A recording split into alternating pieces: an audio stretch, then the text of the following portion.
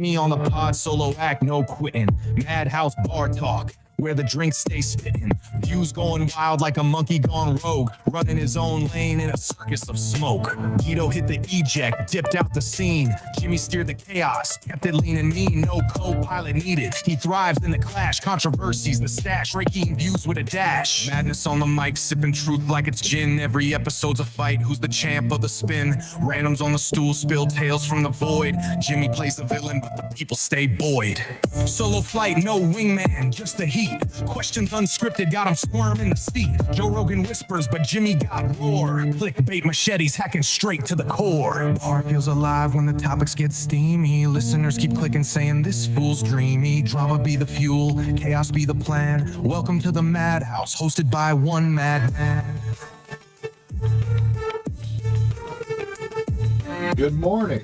It's been a while. What's going on? I don't have no mic. Morning. It's been a while. There it is. Good morning. It's been a while. The podcast has been dead, silent. Nobody's heard from me for 3 weeks. I've been busy. I've been a busy guy. Lots of stuff going on, though, but I've been very busy. And I haven't had a chance to get on here. I do have an interview coming up this week, which should be very exciting, about some AI and stuff like that. It's should be a really good episode. That should be Thursday. Hopefully, if everything plays out right, it will be Thursday. Meanwhile, I've been watching all this stuff that's going on, and it's crazy. Like, everything is an uproar anymore, and I'm getting, like, it's crazy. It's like this episode of MTV Cribs is going to feature Trump's new White House next, you know? I mean, he's redoing the White House to an extreme. It's like extreme home makeover for the White House, I guess. But, I mean, that's Trump. I mean, that's what else can you... I mean, this is a guy who has merch. I mean, his latest, that hat that says, what does it say? Trump was right about everything. And he's wearing it around in the White House, handing them out to the construction workers that are working on the White House.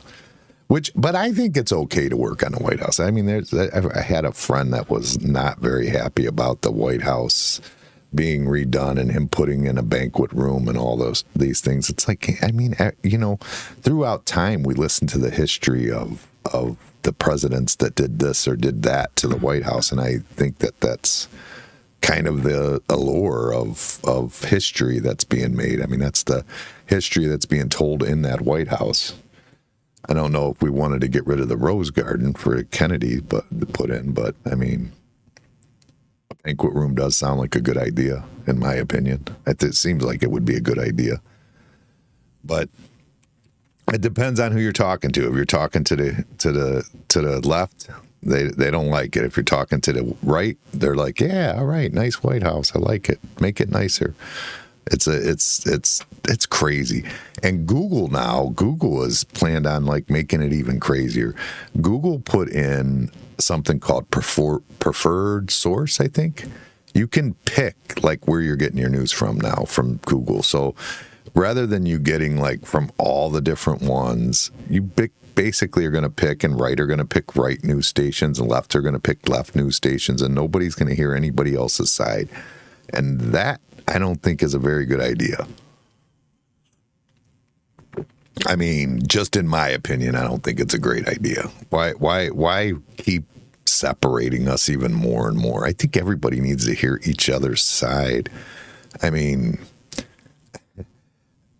it just depends on how you're rolling with it, though. I mean, you've got Newsom, who's basically like he's gonna try and be the left Trump. You know, he ain't got the juice to be Trump, for one. And he's out here just like doing the same shit, like tweeting crazy shit and doing all these. But the thing is, worry about your own fucking state. How about you get the Palisades back together? You know, how about do that instead of podcasting and like tweeting constantly? Why don't you worry about what's going on there and fix that? And then maybe the country would be interested in you. Yeah, I mean, you look presidential enough. I mean, you're definitely running a big state. Do something in that state that makes it valuable, that makes us want to vote for you. trying to be Trump is not going to work. There's one Trump. That's it. He's one Trump. That's all there is out there. And it's not that he's being loud and bold and yelling and bitching at people. It's the people he's bitching at and what he's bitching about, whether you know that or not.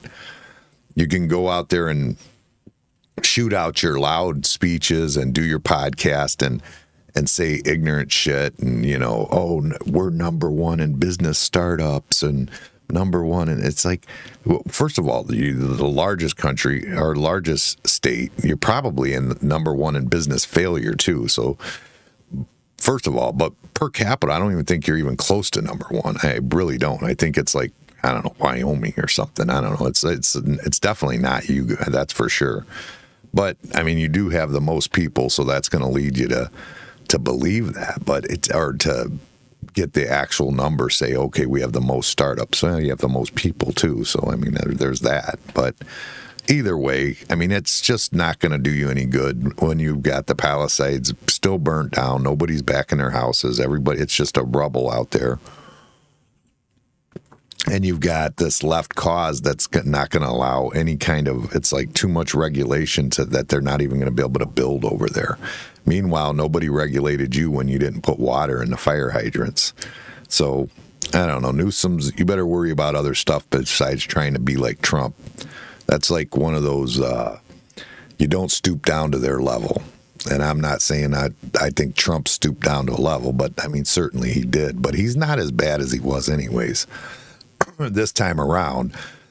But for Newsom to try and use that playbook, I think is just absolutely silly. It doesn't make any sense. I mean, he's not Trump by any means. I mean, he did have a little company at some point with some hotel business, but it was nothing to the level of Trump by any means.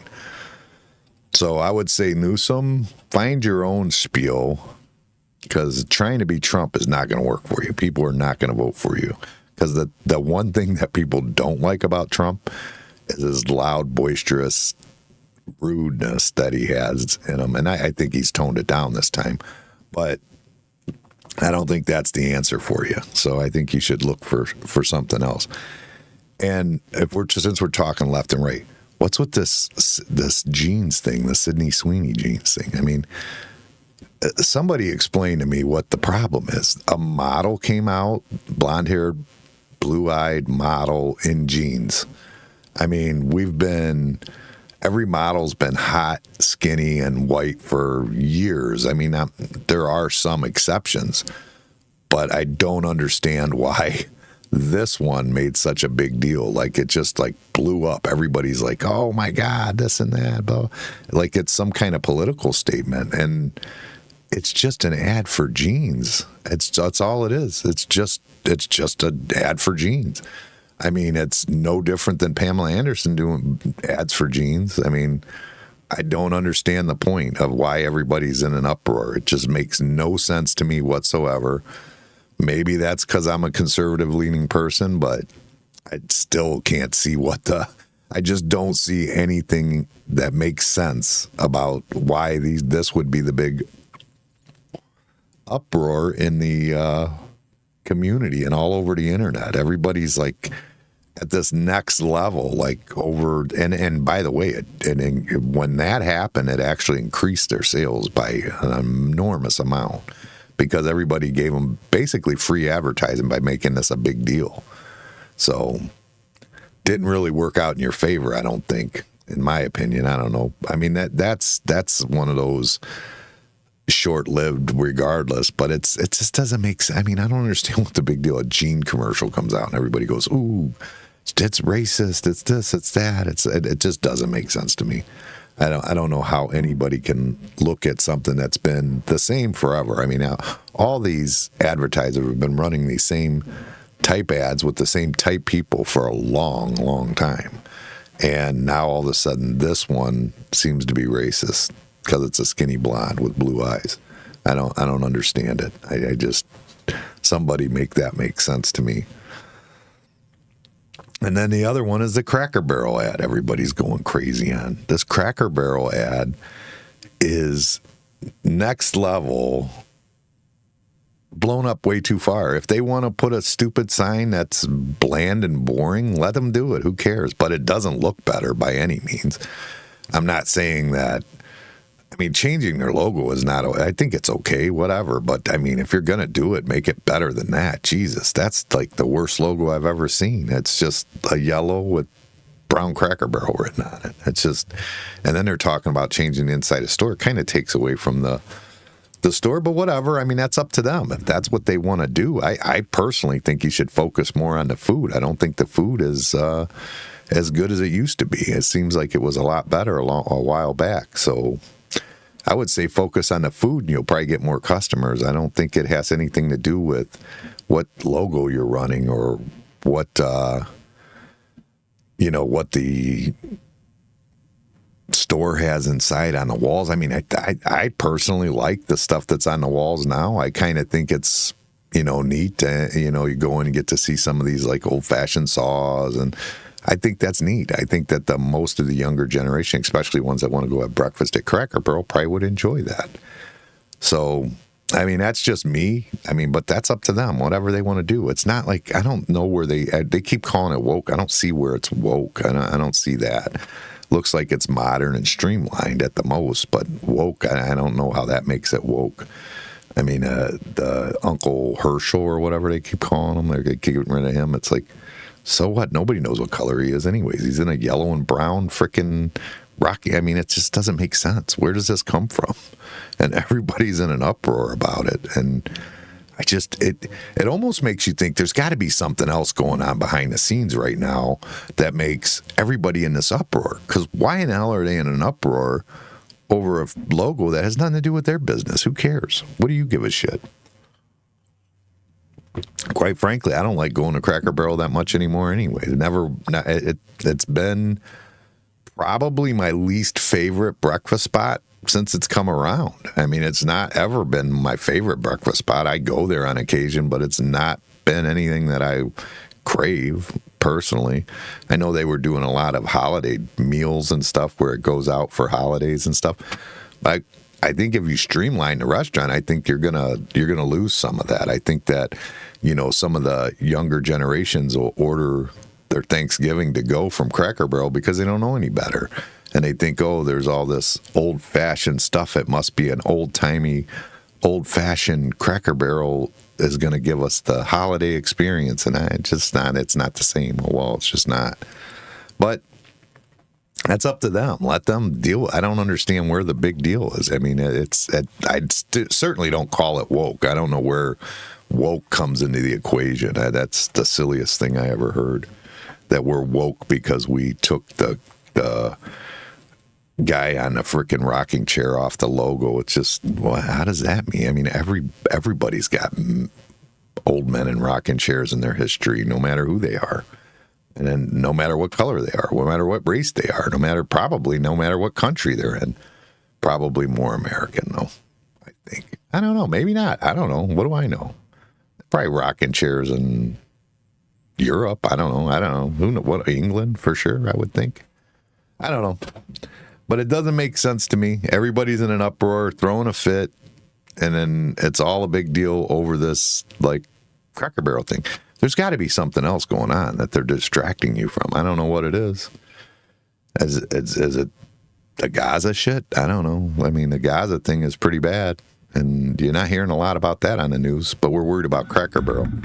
Meanwhile, in Gaza, they can't get a cracker. Or if they get a cracker, they'll give you 30 crackers and no water. So, I mean, they're definitely distracting you for something with this stupid news. It doesn't make any sense.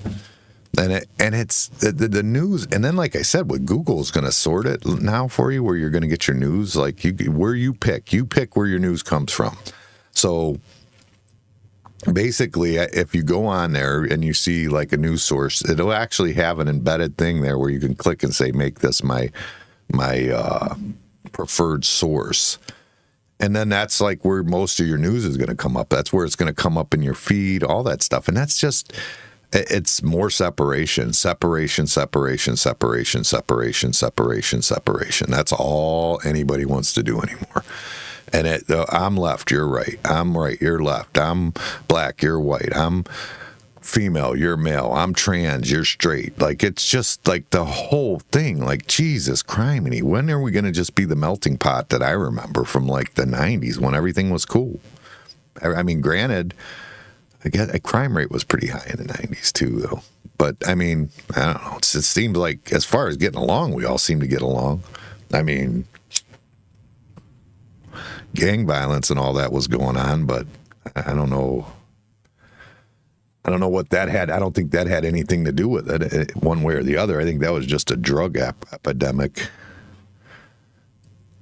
Crazy dog lady here. How's that the crazy? Why are you the crazy dog lady, Deborah? Deborah just stepped in and said, "Hey, crazy dog lady here." But yeah, where was I at? I got sidetracked now. Oh, with the conflict between everybody. Just everybody's got to stop with the left and right. It's getting out of hand. I mean, but I think it's even worse when you get like Newsom, who is gonna try and just act like Trump, and that's how he's gonna get his bid to the White House. It just seems silly to me. I mean, it's you're not Trump, for one. For two, I mean, I mean, how could anybody see that as anything but you stooping down to his level? If you are against Trump, you're probably only against Trump because of his rude and absurd behavior, I would think. I wouldn't think that you'd be against him for his policies. They seem to be, so far, have been pretty solid. I mean, maybe you could want to say racism with the illegal immigration. I know they say that, but I don't see how that's even racist. Being illegal is illegal. It's just that to me, in my opinion anyways. But I felt that way whenever Bush was trying to get illegals, when he said we need them to do the jobs that we needed them to do the jobs that Americans don't want to do. I was offended when Bush said it. And now, and then that was always like their thought process, and that should be. I mean, especially as a union, that someone that's backed by the union, and the liberal Democrats are backed by the unions for the most part. I'm shocked that they even have the balls to say, "Oh, we want all these illegals to come in and do this work." I mean, if you're supported by labor is who you're supported by. That makes no sense. I mean, that's just biting off your nose to spite your face. It makes absolutely no sense. And how that came about, I think, is just because Trump said he didn't want illegals in, and then they were like, oh, we got to go against Trump. I think that's how it happened. I think it was that simple. I think that it was nuts. As far as I'm concerned, there's no reason that, I mean, I remember strongly like being irritated with Bush, because it's like, yeah, the Americans don't want to do it for nothing. You know, I mean, that's one thing to say Americans don't want to do the work for nothing, but to say we don't want to do it. Americans are hardworking. They're hardworking people. They just want to be able to go home and enjoy their life after work. I mean, they shouldn't have to live and work solely. And they bring these illegals in, and that's what they do. They bring them in, and they come in, you know, and put 4 or 5 of them in one house, you know, and go to work as much as they can, and put away as much cash as they can, and either send it back or whatever it is. But it's all underpaid. They're all underpaid. I mean, if they weren't underpaid, they wouldn't have to live 5 in a house. Well, and now it's getting to the point where Americans are having to live 2 families in a house just to afford a house, because we're competing with illegals, and nobody sees that. I don't understand how they don't. I don't hear it from anybody. Like, that's the way it is, though. There's young people nowadays can't afford to go and just buy a house like I did, you know, and that's sad. I mean, I when I was young, I think I was 24 when I bought my first house, I think. Working a job in the trades, like union backed, like union job, like, you know, and now all of a sudden a lot of that job's going to illegal Mexicans. And then you go, oh, we need them. They have the right. It's like you're taking from us, though. We're the ones paying the bills, footing the bills around here. We're the ones that have been holding it down for a long time. And there's nothing, if they come in legally, we don't have to compete with their bullshit wages, because if they come in legally, they can make as much as we make, and it's better for them. It just doesn't make sense to me.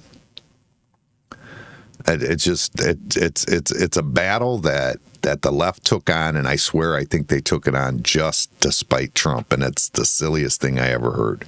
It should not be the case. We should never be fighting for our jobs to be taken from us, and that's basically what we're doing. And I think the tariffs are a strong suit at bringing it back.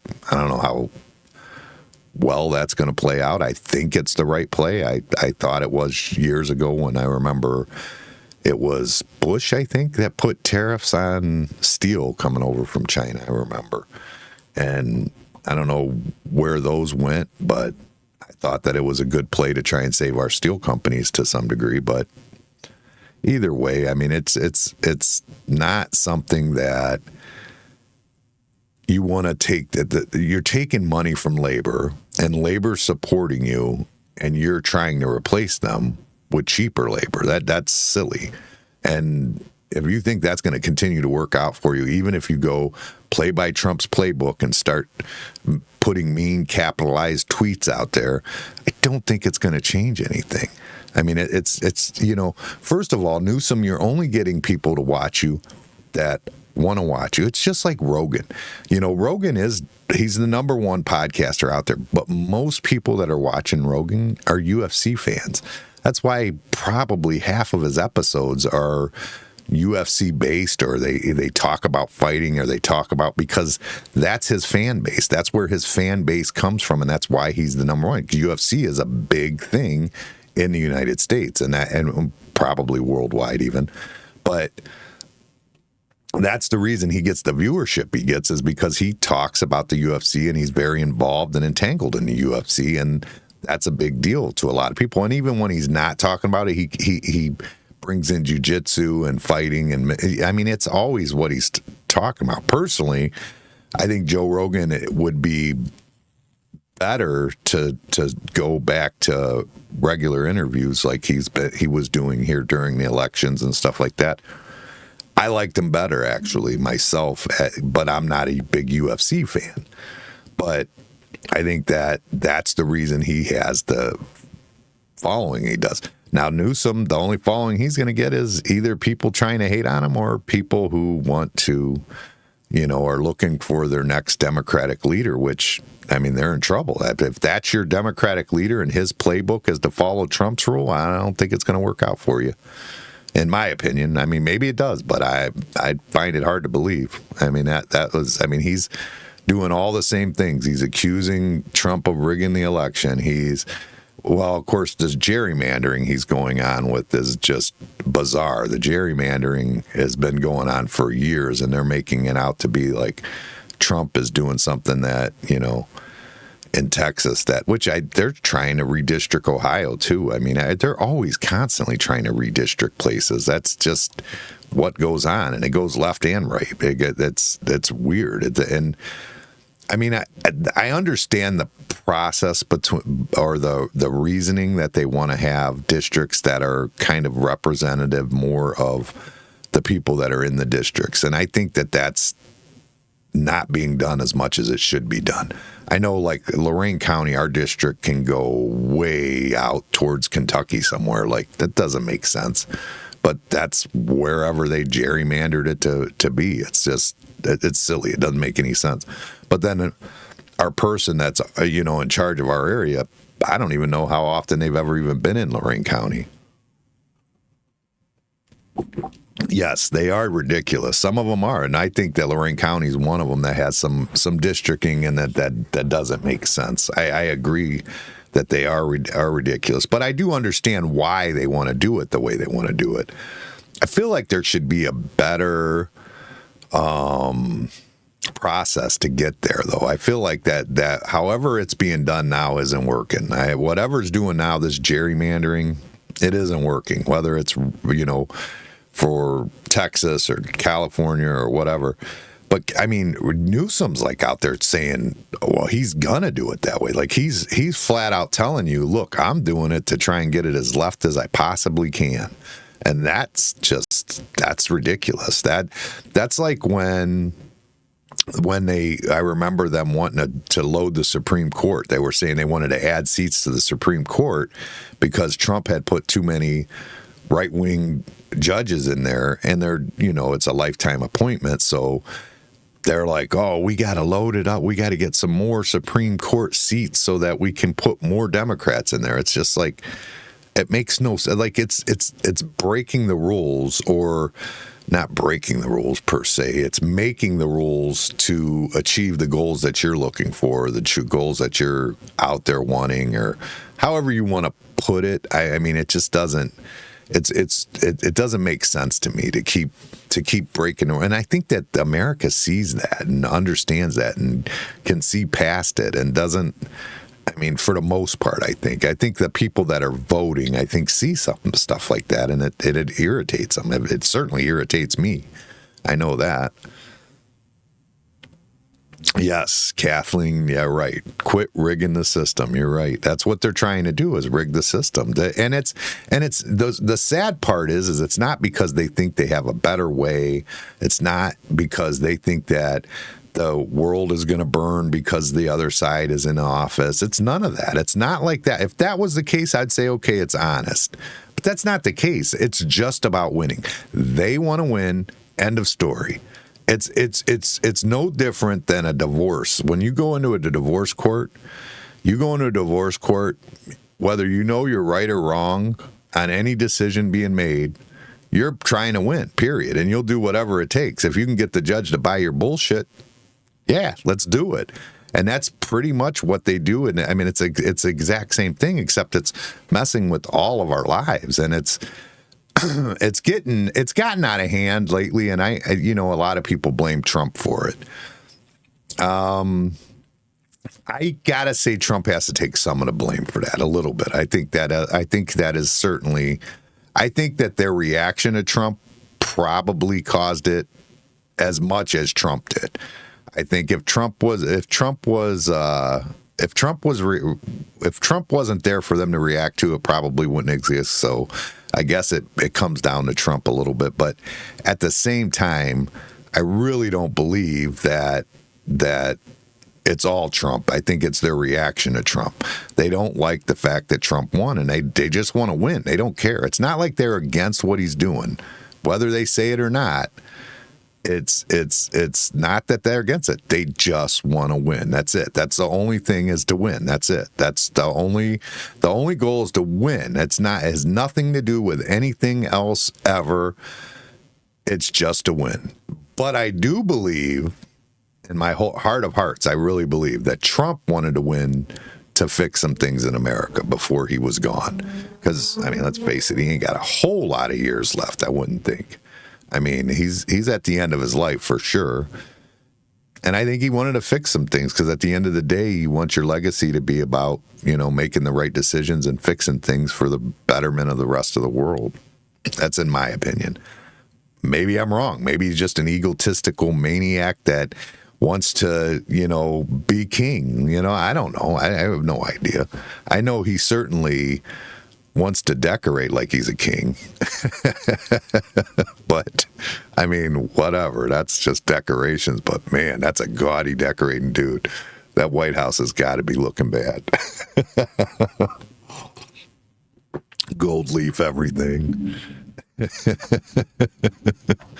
Yeah, well, I mean, that's one way or the other. It's going to work out, I think, regardless, because nobody's just out there doing what they're supposed to, or doing what they want to 100%. There's checks and balances to some degree, although I definitely think there's some sneaky shit going on that we're certainly becoming aware of.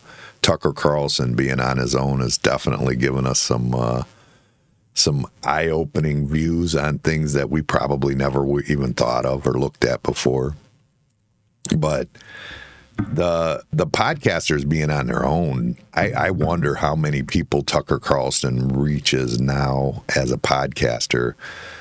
I mean, genuinely reaches compared to what he did on a major network. Podcasting is definitely becoming bigger and bigger, But there's still something about, when you're at home and you're sitting there and you just flip on the TV and whatever's on is on.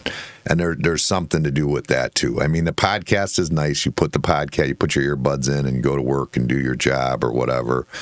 But nobody just sits and relaxes and watches a podcast like they do on, well, maybe some people do, but the vast majority will sit down and watch TV at home on the couch. They're not going to flip a podcast on. I would say the vast majority. So some of those stories that are out there, probably aren't getting out as much as they should be. And I'm sure they probably, I've heard of them like YouTube and Spotify, like putting things to the back so that nobody gets to actually hear what it is out there that you want to hear. But I mean, that's the things that I've been going nuts about, watching all this, everybody with the going crazy over the jean jacket, the logo. I feel like there's something going on and they're just distracting us with bullshit. That's what I feel like. Why else would we give a shit about an ad, really? Like, I mean, what's the difference between her and Christy Brinkley? I mean, there's no difference at all. And all of a sudden, this is a big deal. Everybody just looked at Christy Brinkley and was like, oh, she's beautiful. That's it. That's all they said. I don't know. I don't understand where that became a big deal. But it certainly did. And here it is as a big deal. So that was I guess, just catching up because I haven't been on in a few weeks. I wanted to catch up a little bit to let you know what's going on with me. I've been working construction a lot, so I've been busy out there working in the field. So Amanda's having to take care of some things at the bar for me more than I am here. So let's see, you see her more than you'll see me. And then I got to go stalk my daughter for a wedding. That was fun. My daughter doesn't speak to me, and there's no real reason. Just when I got a divorce, one daughter went to live with my ex, and one daughter came and lived with me. And the daughter that went to live with my ex doesn't talk to me. And the running joke around here is she's the H, because it's my kids are mad. That's my kids, Misty, Alexa, Haley, and Dylan. And Haley doesn't talk to me. That's the joke. The H is silent. That's why it's Madhouse. But she still doesn't talk to me. But she did get married. And I was fortunate enough that she got married in the square in Elyria, wide open, with a nice coffee shop right across the street where I could just have some coffee, a little bit of breakfast, and get to see see the wedding from a distance like a stalker. But it was heartbreaking. That is one that was rough for me. I mean, that's the thing with people, they forget about with divorce. Sometimes the little things like that, those are the things that really tear you up. They start to get you to where you're second guessing life. They get you to, they get you where you're, it's rough. That was rough. That was one of the rougher things I've had to do, is sit there and your daughter's getting married and you're sitting there watching it from across the street on the down low in a coffee shop. But I was lucky enough that it was in the park and I did have a coffee shop to sit and watch. So you always got to be grateful for what you can be grateful for, So that I take great thanks that it was in the open and I could see it and that nobody walked her down the aisle. And that made my day. All right. Until Thursday. I think Thursday I'll be back on. I just wanted to get a quick podcast in because I haven't been on in a while. So I just wanted to get a quick one in for you guys and tell you what I've been thinking. And we'll see you Thursday. All right. Peace.